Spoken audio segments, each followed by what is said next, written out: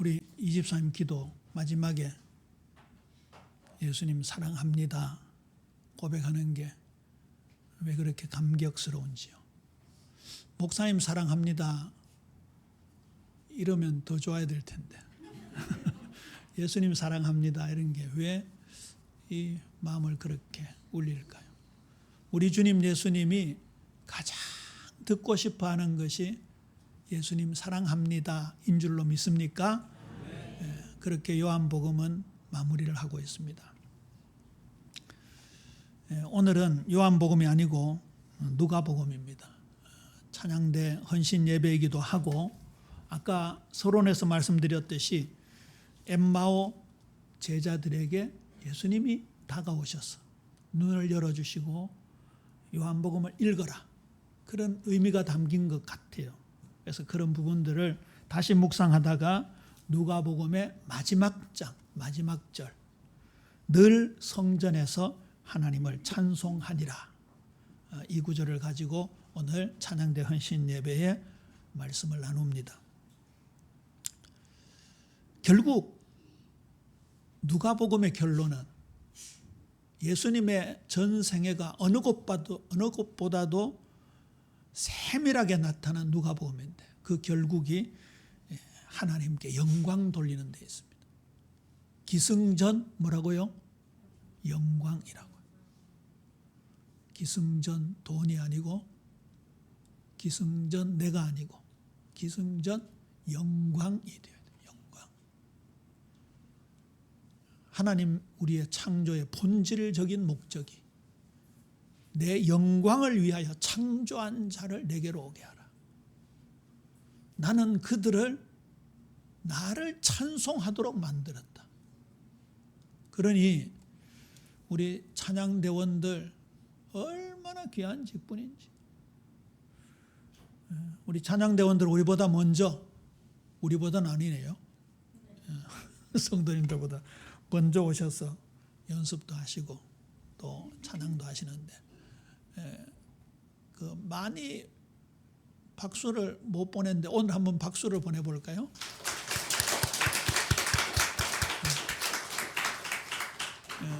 쉽지 않습니다. 일찍 일어나야 되고 또 각 파트별로 또 화음도 맞춰봐야 되고 그리고 이게 조화롭게 만든다는 게 그게 어려운 일이에요. 그렇죠? 근데 그런 수고를 아끼지 아니하시고 해주시는 우리 찬양대원들에게도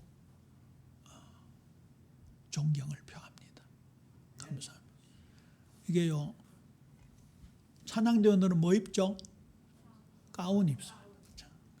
구별되었다 그런 뜻이죠.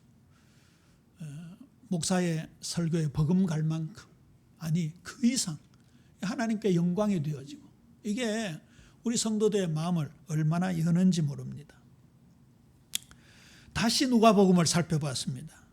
천사들이 예수님의 탄생을 목동들에게 고지할 때부터 하나님을 찬양했습니다.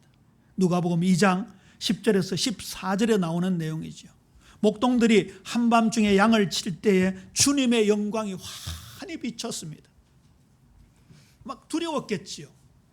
이 경외로움 앞에 그들은 엄청나게 떨었을 것입니다. 그때 천사가 말했습니다. 무서워하지 말라. 보라, 내가 온 백성에게 미칠 큰 기쁨의 좋은 소식을 너희에게 전하노라. 오늘 다윗의 동네에 너희를 위하여 구주가 나셨으니 곧 그리스도 주시니라. 호련히 수많은 천군이, 이번에는 천사들 정도가 아니고 천군이 내려왔어요. 천군이. 그 목동들은 한밤중에 양을 치는 걸 봐서는 아마 쫄따구 목동들이었던 것 같아요. 선배들은 딱 방 안에서 잠을 자고 초보자들한테 너가 가서 양 좀 돌봐라. 한밤중에 나왔겠지요. 마태복음 1장에는 훌륭한 여인들의 이름이 등장하는 것이 아니라 좀 이상한 여인들이 등장합니다. 그리고 마태복음 2장에는 동방박사 현인이 아니라 마고이, 별을 보고 점치는 점성술사들, 레위기서에 의하면 돌에 맞아 죽어야 될 죄인들에게 예수님의 탄생의 별이 비추었습니다. 오늘 이 목동들은 동방박사보다 한참 오래전에 최소 1년 아니면 2년 전에 예수님의 탄생의 그 자리를 직접 목격했던 자리입니다. 그들에게 보세요. 천군이 내려와, 천군. 요즘 떼창이라는 말이 있죠. 함께 막 노래하는 걸 떼창이라고 그러는데 천사들이 지금 떼창을 하고 있는 장면입니다. 무슨 내용입니까? 14절이지요. 지극히 높은 곳에서는 하나님께 영광이요 땅에서는 기뻐하심을 입은 사람들 중에 평화로다. 기쁜 소식이라는 단어가 여기에서 나온 겁니다. 복음의 원뜻이 기쁜 소식입니다. 그리고 오늘 본문인 공생의 마지막 승천 직후에 제자들이 찬양하는 내용입니다. 누가복음은 기쁨과 하나님께 찬양이라는 동일한 주제로 쫙 연결되어 있죠. 누가는 틀림없이 의도를 가지고 기록했을 것이고 편집했을 것입니다. 자, 그러면 사복음서에 나타나는 찬양, 특히 누가복음을 중심으로 어떤 의미가 있는가? 오전에도 그 말씀을 드렸습니다만 저는 이번에 사복음서를 읽으면서 또 요한복음을 앞두고 진짜 예수님 졸졸 따라다녀야 되겠다. 기적의 현장도 주님이 사람을 살리거나 또 아니면 무리를 걸으시거나 거기다가 반대로 이 제자들은 대부분 불신앙했잖아요. 대단한 결단을 하고 따랐지만 육신을 벗지 못한 상태에서 또 자기 중심적 사고에서 벗어나지를 못했습니다. 그런데 그 부분도 참 소망이 되어지더라고요. 베드로가 주는 그리스도시요 살아계신 하나님의 아들이시니다. 예수님이 얼마나 대단한 고백을 칭찬했잖아요. 바요나 시모나 내가 복이 있도다. 이를 내게 알게 하는 혈육이 아니요 하늘에 계신 내 아버지시니. 천주교에서는 그걸 근거로 교황제도를 만들 만큼 엄청난 고백이었어요. 그런데 바로 예수님 십자가 지는 길을 항변 못 막았습니다. 항변. 어떤 주석가는요, 예수님 멱살을 붙잡고 가지 마세요 그랬다 하더라고요. 그러고는 또 변화산에 올라가가지고 예수님 변화되니까 여기 있는 것이 조사오니 초막셋을 짓되 하나는 주님을 위해서, 하나는 모세를 위해서, 하나는 엘리야를 위해서 하사이다. 그걸 저는 뭐라고 표현했습니까? 나댄다라고 표현했습니다. 호련히 하나님의 임재를 상징한 구름이 확 내려와서 모세와 엘리야가 덮이고 오직 예수만 남았더라. 이는 내 사랑하는 아들이요 내 기뻐하는 자여 너희는 그의 말을 들을지어다. 도마는 의심했습니다. 빌립은 계산했습니다. 엠마오 제자들은 낭망했습니다. 저는 그 자리에도 함께하고 싶은 거 있죠. 왜요? 그게 내 모습이니까. 진짜 예수님의 은혜는 매일 매순간 필요해요. 예수님의 구원적 손길은 매일 매순간 필요해요. 때로는 그의 지혜가, 때로는 그의 능력이. 이번에 요한복음 읽으면서 엠마오 제자들이 눈이 열렸던 것처럼 가슴이 뜨거워졌던 것처럼 그런 마음을 가지고 요한복음 한 구절 한 구절 주님과 동행하고 주님의 음성을 듣고 주님의 손길을 경험하는 귀한 은혜 있게 되기를 주님의 이름으로 축원합니다. 첫 번째, 마리아 찬가입니다. 신학적으로 굉장히 중요하게 보는 내용이죠. 누가복음 1장 41절에서 56절 사이에 나옵니다. 세례 요한이 잉태된 지 6개월 후에 요셉과 약혼한 처녀 마리아에게 천사가 등장합니다. 은혜를 받은 자여 평안할지어다. 주께서 너와 함께 하시도다. 깜짝 놀랐겠지요. 추정하기로 18세 소녀 정도였습니다.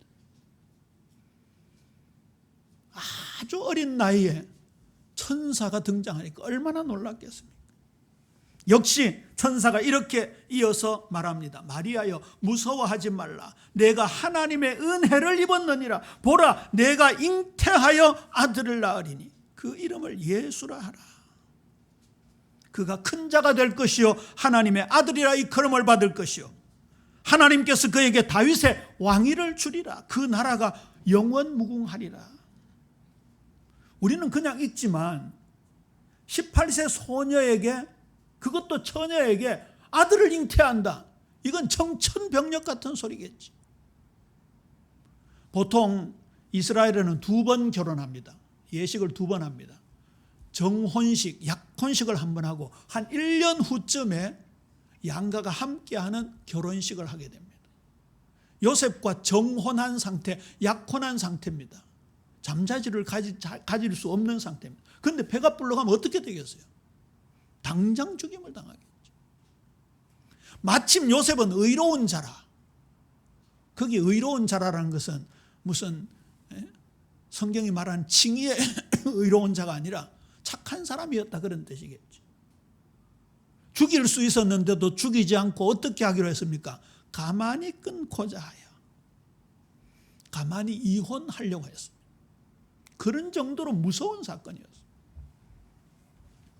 그런데 이 마리아에게 수태고지를 한 천사가 이제 마리아를 떠나가고 이 마리아는 말씀대로 될지어다.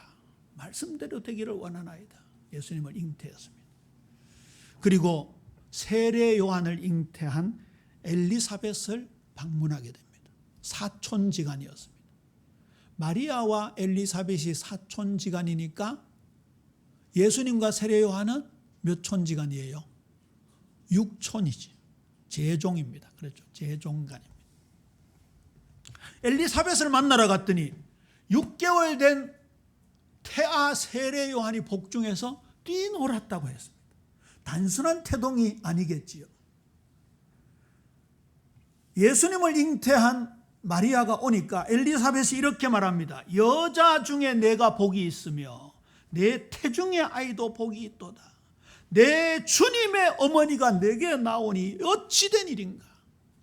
엘리사벳은 한 여인에 불과했지만 성령께서 그 눈을 열어주셔서 그 뱃속에 막 잉태된 예수님을 주님으로 표현했어요. 창세기 3장 15절에 여자의 후손을 기억나게 하는 말씀이요. 아브라함의 믿음을 계승한 여인이라는 그런 축복이겠지요. 이때 마리아가 하나님께 찬양하는 내용이 마리아 찬가입니다. 사무엘상 2장에 나오는 한나의 찬양과 패턴이 같습니다. 날 구원해 주신 하나님을 찬양합니다. 하나님의 의와 긍휼을 찬양합니다. 그의 성품을 찬양합니다. 언약이 이루어짐을 찬양합니다라는 내용이 46절에서 48절에 나옵니다. 마리아가 이르되 내 영혼이 주를 찬양하며 내 마음이 하나님 내 구주를 기뻐하였으면 그의 여종의 비천함을 돌보셨음이라. 나를 복되다 하리라 찬양합니다. 저는 이 말씀을 준비하고 묵상하면서 아까 그 기도가 되더라고요. 미천한 나에게 우리 주님 예수님이 친히 찾아오셨습니다. 친히. 그렇죠. 창조주이신 하나님이신 예수님이 친히 나를 찾아오셨습니다. 49절에서 53절에도 그 마리아 찬가가 이어지지. 두 번째 찬양이 천사들이 목동들에게 탄생을 알리며 찬양한 내용입니다. 아까 인용해드렸죠. 천사들이 지극히 높은 곳에서는 하나님께 영광이요 땅에서는 기뻐하심을 입은 하나님이 기뻐하신 사람들 중에 평화로다. 창조주 하나님의 영광을 찬양하고 있습니다. 땅에 평화를 기원하고 있습니다. 사람들에게는 기쁨을 축복하고 있습니다. 이때 아기 예수님을 만난 목동들도 찬양하는 장면이 나옵니다. 제가 읽어드릴게요. 목자들은 자기들에게 이르던 바와 같이 듣고 본 그 모든 것으로 인하여 하나님께 영광을 돌리고 찬송하며 돌아가니라. 이게 우리말이 조금 아쉬워서 제가 헬라 원어를 살펴봤는데요. 영어로 말하면 현재 분사예요. 우리가 흔히 진행형이라고 그러잖아요. 찬송하고 돌아간 게 아니고 계속 찬송하면서 간 거예요. 목동들이 얼마나 감격했겠습니까? 천사들의 안내를 따라 가보니까 자기네들의 주님 메시아가 어떤 모습으로 거기 계셨어요? 이제 막 태어난 모습. 그러니까 아마 이 친구들이 야, 우리가 메시아를 처음 만났구나. 사실 성경은 당시 종교 지도자들의 전유물이었습니다. 그들은 직접 성경을 읽을 형편이 못 됩니다. 성경 자체가 워낙 고가이니까요. 그러니까 가끔 가던 성전에서 또 아니면 주인이 갔다가 성전 예배라고 돌아와서 목동들에게 전해준 정도로 알았을 것입니다. 그 동방 박사가 점성술사라는 해석을 제가 하는데요. 그들이 왜 서쪽으로 그렇게 왔을까요? 보통 신학자들은 동방 박사들을 페르시아 정도 거기에 사람들로 추정을 하고 있어요. 아니면 바벨론, 어떤 사람들은 인도까지로 추정을 합니다. 흩어진 유대인들이 있었죠. 특히 페르시아, 바사 포로, 바벨론 포로로 흩어진 유대인들이 곳곳에서 회당을 만들어 놓고 하나님을 찬양했습니다. 고국을 그리워하면서 예루살렘 성전을 그리워하면서 찬양했습니다. 아마 이렇게 물었겠죠. 너희들은 도대체 누구를 찬양하느냐? 우리는 여러 다신들이 있다. 농사의 신도 있고 하늘의 신도 있고 전쟁의 신도 있고 그런 거 있잖아요. 왜? 저 그리스 신화에 보면 술의 신도 있잖아요. 우리 맛있게 먹는 바카스가 술의 신의 이름입니다. 하여튼 신들의 종류가 얼마나 많은지. 그런데 너희들은 어떻게 유일한 신이라고 믿느냐? 그분이 도대체 누구냐? 그렇게 물었겠지요. 서로 얘기하다가 귓등으로 들었겠지요. 이야, 세계를 살리는 왕이 나타나신다. 그래서 왔다는 설도 있습니다. 그러니까 이 목동들이 하나님의 말씀을 직접 본다는 것은 힘든 상황이었어요. 그런데 그들에게 누가 알려졌다고요? 메시아의 첫 탄생이 알려졌다. 오늘 목동들이 아기 예수님 메시아를 만나고 계속 찬송하면서 집으로 갔고 계속 찬송하면서 목양을 했던 것처럼 우리 사랑하는 성도님들도 매일의 삶 속에 찬양이 끊이지 않는 은혜가 있게 되기를 주님의 이름으로 축원합니다. 그 다음 세 번째 찬양이 시므온의 찬양입니다. 누가복음 2장 25절에서 32절에 나오죠. 예수님께서 8일 만에 할례를 하시고 33일 후, 즉 40일째 예루살렘 성전의 정결 예식을 행하기 위해서 올라갔습니다.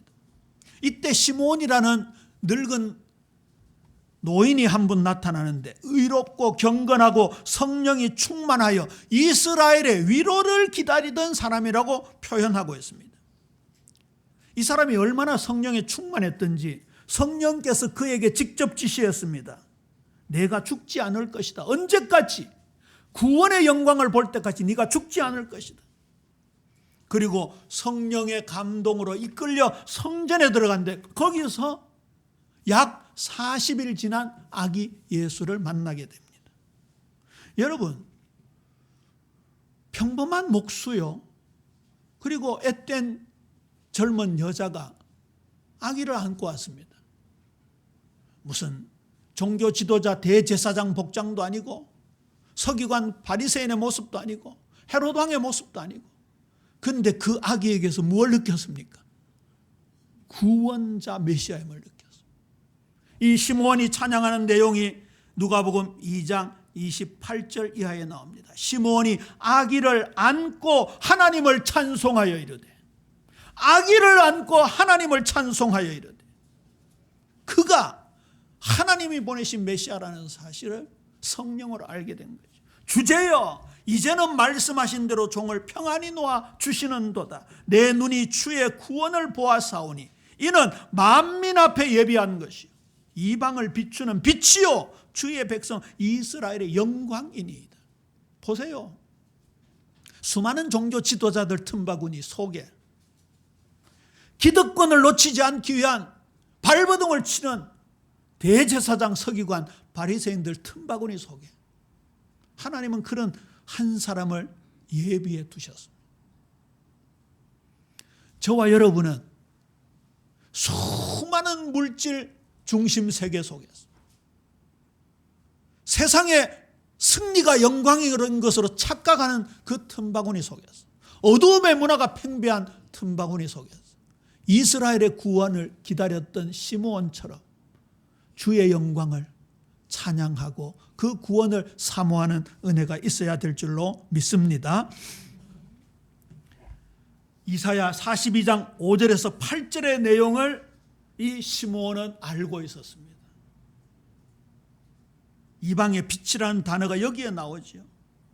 나 여호와가 의로 너를 불러선즉 내가 내 손을 잡아 너를 보호하며 너를 세워 백성의 언약과 이방의 빛이 되게 하리니 내가 눈먼 자들의 눈을 밝히며 갇힌 자를 감옥에서 이끌어내며 흑암에 앉은 자를 감방에서 나오게 하리라. 나는 여호와니 이는 내 이름이라. 내 영광을 다른 자에게 내 찬송을 우상에게 주지 아니하리라. 우리의 찬양이요 오직 여기에 꽂혀 있어야 되는 거예요. 우리 예비 찬양대원들 진짜 하나님께만 오직이 되어지게 되기를 주님의 이름으로 권면합니다. 이 오직은요 눈꽃만큼이라도 내 영광이 들어가서 안 되는 것을 말하죠. 네 번째, 누가복음 19장에 나오는 예루살렘에 입성하는 예수님을 향하여 호산나 찬송하는 대목입니다. 예수님께서 예루살렘에 입성하시면서 제자들에게 나귀를 데리고 오라 하시죠. 재밌는 일이 벌어집니다. 풀어서 얘기하면 예수님께서 나귀를 데려오라 하니까 제자들이 아니 뜬금없이 어디에서 나귀를 찾습니까? 그리고 예수님이 저기 모퉁이 돌아가면 나귀가 있을 거다. 아마 엄마 나귀하고 아들 나귀가 있었던 것 같아요. 이게 성경마다 조금 달라요. 한 마리가 나올 때도 있고 두 마리가 나올 때도 있고. 그래서 아마 엄마 나귀, 아들 나귀 그 정도 그런 개념일 거예요. 근데 그 나귀 주인이 누구예요? 모르는 사람이에요. 아이고 예수님 얼토당토하는 얘기하지 마십시오. 우리가 무슨 강도입니까? 남의 나귀를 어떻게 가져옵니까? 그러니까 예수님 뭐라 하셨어요? 주께서 쓰시겠다 하라. 그래 아니나 다를까 가니까 낙이 있어. 나귀를 끌고 오려고 하니까 나귀 주인이 아니 이 사람들이 왜 내 나귀를 가져가냐 하니까 제자들이 뭐라 했어요? 주께서 쓰시겠다. 주께서 쓰시겠다니까 순순히 내줬어요. 제가 일전에 그 유튜브 쇼츠에 보는데 어느 절간에 이 전도하는 사람이 가가지고 이 절간을 주께서 쓰시겠다 했는데 절간이 교회로 변한 데가 있더라고요. 유튜브에 쳐보세요. 절간 주께서 쓰시. 또 지금 치지 말고 진짜 절간을 교회로 만든 그런 역사가 있더라고요. 또 가가지고 내일 주께서 쓰시겠다 하면서 빼앗아오지 말고 그 말이 아니에요. 자, 그렇게 나귀를 가지고 왔을 때 제자들이 겉옷을 나귀 잔등에 걸치잖아요. 또 가시는 길에 막 겉옷을 깔지요. 그러면서 종려나무 가지를 들고 호산나 다윗의 자손이여 찬송을 받으시옵소서. 이 종려나무는 이렇게 막 뻗은 거 있죠. 이렇게 쫙쫙 뻗은 거 번영을 상징합니다. 왕권을 상징합니다. 그 다음에 옷을 나귀의 등에 걸치고 길에 깐다는 것은요, 그분이 왕이시다, 너무나 고귀한 분이다라는 걸 나타낼 때 고대 근동에서 하던 행동이라고 합니다. 지금은 옷이 넘쳐나지요. 아파트마다 옷 버리는 함이 있을 정도입니다. 얼마나 옷이 많은지. 저는 좀 못 버리는 스타일이라서 좀 늘 거시기 한데 지금도 안 입는 옷. 여러분 정리할 때 제일 먼저 뭐 하라 합니까? 그렇지. 1년 이상 안 입는 거 안 쓰는 거는 무조건 버리라고. 근데 저는 10년짜리 20년짜리도 있어요.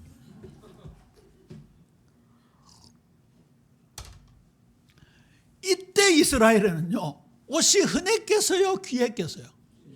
귀한 정도는 귀하디 귀했습니다.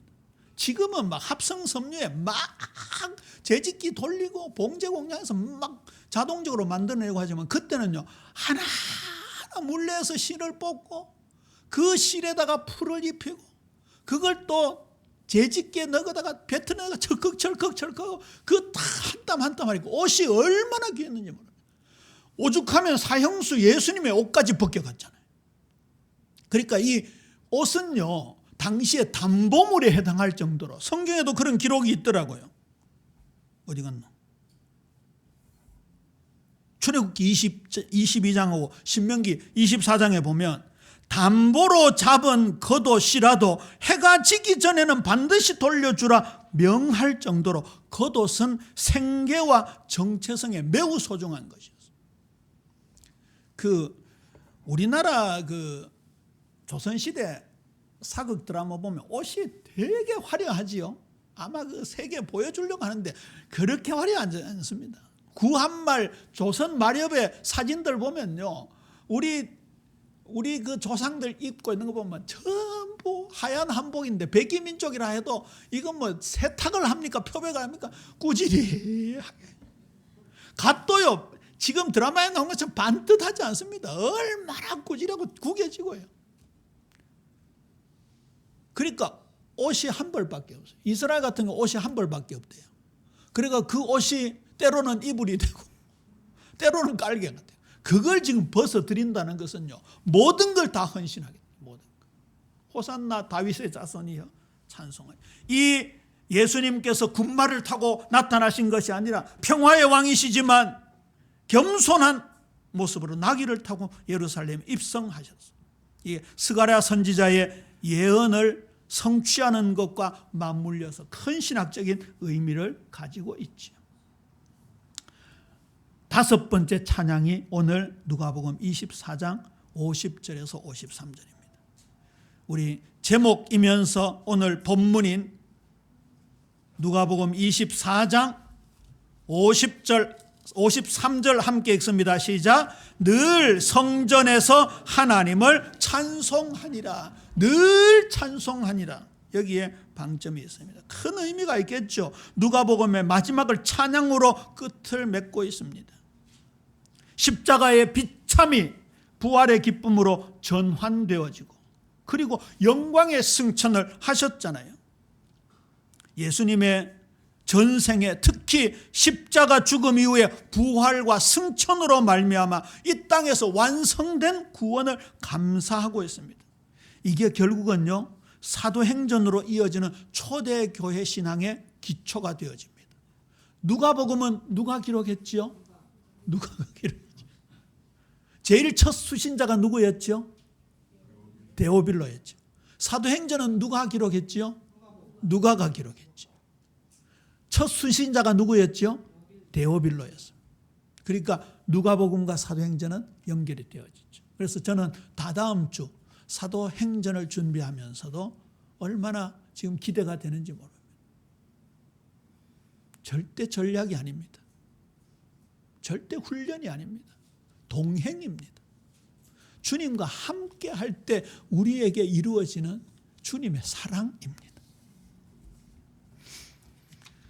지속적인 찬양, 그 찬양이 넘치는 우리의 생애가 되어야 할 것입니다. 말씀을 한번 정리해 보죠. 마리아 찬가, 나의 비천함을 돌보시고 구원을 이루시는 주님을 찬양합니다. 천사들의 떼창, 목동들의 감동의 찬양, 우리같이 신분이 낮은 비천한 자들에게 하나님의 영광을 보여주니 너무 감사합니다. 시므온의 찬양, 드디어 보게 된 메시아적 구원을 찬양하고 있습니다.